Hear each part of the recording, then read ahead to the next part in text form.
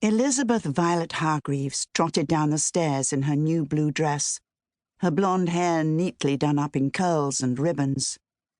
She couldn't wait to show Mamma and Papa how pretty she looked.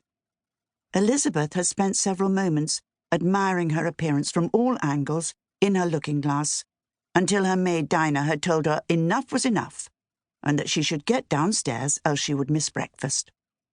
Elizabeth did not want to miss breakfast. She was a hearty eater, somewhat to her mother's dismay, and breakfast was her favourite meal. There were always pots of jam with breakfast, and a sugar bowl for the tea, and Elizabeth never missed a chance to add an extra dollop of jam to her toast, or sneak another lump of sugar. If her mother caught her, she would make that hissing snake noise between her teeth, and tell Elizabeth if she kept eating like that, she would become rounder than she was already.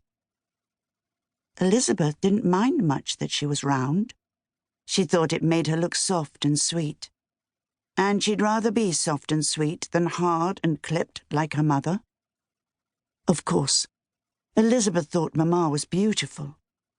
Or rather, she was beautiful underneath all her planes and angles. She had the same blonde hair as Elizabeth, long and thick. When she took it down at night, it would fall in rippling waves to her waist. Some of those waves had turned silvery grey, though Elizabeth didn't think Mamma was that old, really, and the silver was sort of pretty when it caught the light. Elizabeth had her mother's eyes, too, clear and blue. But Mamma used to laugh more, and her eyes used to crinkle up in the corners when she did. Now there was always a furrow between her brows, and Elizabeth couldn't remember the last time she laughed. No, that isn't true, she thought to herself. She could remember the last time Mamma laughed. It was before that day. That day was how Elizabeth always referred to it in her mind. The day that she came downstairs for breakfast to find her father at the table, looking like he'd aged 20 years in a minute. His face, the colour of old ash in the fireplace. In front of him was the morning newspaper freshly ironed. "Papa?" she'd asked, but he hadn't heard her. Elizabeth had crept closer and seen the paper's headline. "Fire in City Asylum. No survivors. Tales from terrified onlookers." Underneath these interesting bits was a photograph that showed the asylum before and after the fire.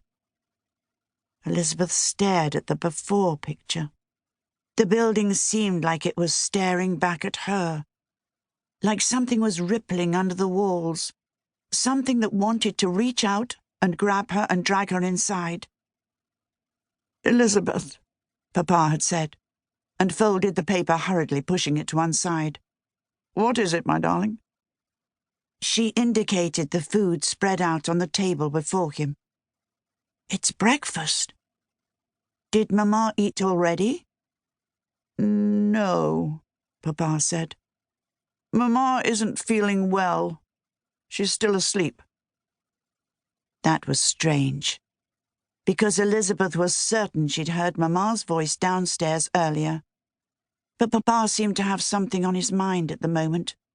That was what Mamma always said, that Papa had something on his mind, and Elizabeth wasn't to bother him. So perhaps he'd forgotten that Mamma had been here already. Elizabeth climbed into her seat and laid her napkin on her lap as she was supposed to do, and waited for Hobson to serve. The butler came forward, and Elizabeth said, "Eggs and toast, please, Hobson." He nodded and lifted the cover off the eggs, and Elizabeth noticed his hand trembled as he scooped the eggs onto her plate with a large silver spoon. He plucked 2 pieces off the toast rack with tongs and placed them next to the eggs. "Jam, Miss Ellis?" Hobson said, offering Elizabeth the jam pot. "Not Alice," Papa hissed through his teeth. and his voice was so harsh it made Elizabeth jump in her seat. "Elizabeth!"